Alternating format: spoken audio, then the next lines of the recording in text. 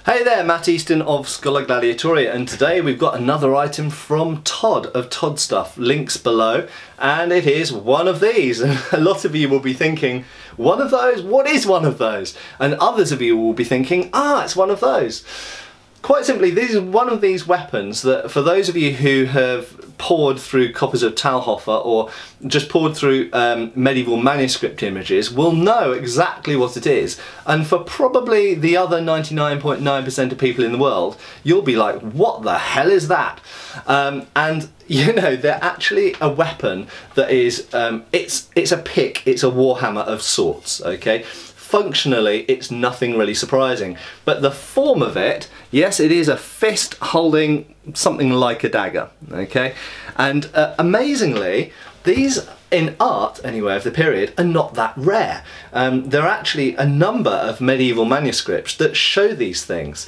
And, you know, there's something similar to this anyway, it's not exactly the same, but a very similar thing, a hand holding a spike, essentially, on a stick, shown in Talhofer's 1467, I think it is. It's 59. It's either the 1459 or the 1467 manuscript, and it's only shown fleetingly. It's just one person's attacking and getting killed, but what they're attacking with is one of these.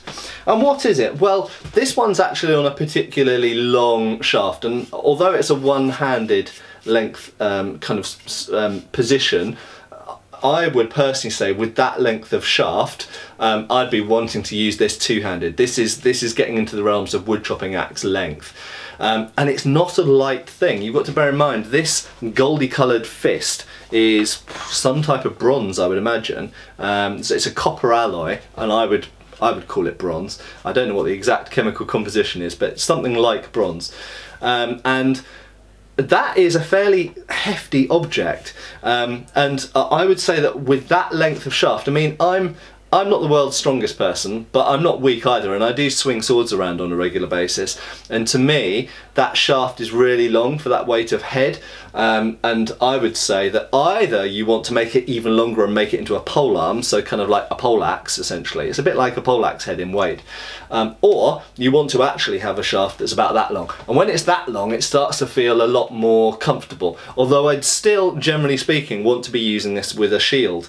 I wouldn't want to be using this kind of weapon just by itself unless it was polearm length again, okay?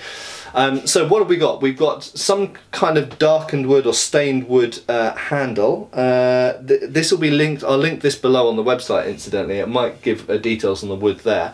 The butt end, we've got a nice sort of metal with rivets butt cap on the end of there that you can smack someone in the face with if you want to. Essentially a pommel, and I know there's lots of people who like hitting people with pommels out there.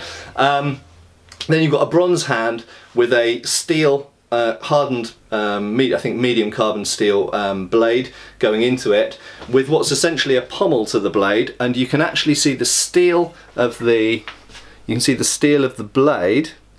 Focus, there we go. Is actually comes through. Let's try and catch the light. Can you see just there? It's actually peened.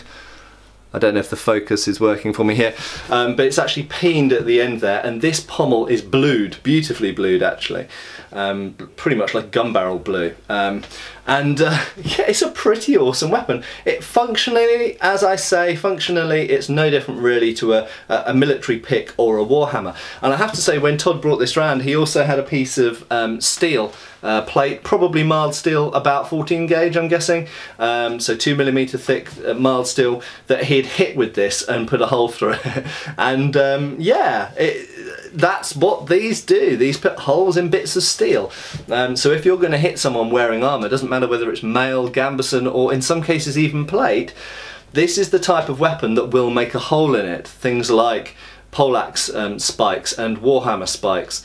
Swords and things like this just don't really have enough power, don't have enough leverage to get through plate armour, but these kind of things do. So yeah, pretty awesome stuff from Todd there, and a brave recreation, because not many people are making copies of these. I think there's a couple of other companies, but this is, to me, looks the most like a historical object of the replicas I've seen. The other replicas I've seen looked a little bit naff, but this looks spot on. The only thing I would personally change is I would shorten the shaft, because I think with a shorter shaft, this would be a more manageable weapon. With that length of shaft, man, you're it's a good workout for the forearms, I'll say that much. But yeah, what an awesome thing, there we go. And if you hadn't seen one before, now you've seen one. Cheers folks. Thank you for watching. Please subscribe, follow us on Facebook. You can buy t-shirts through Spreadshirt, support us on Patreon, or follow us on Pinterest. Thank you.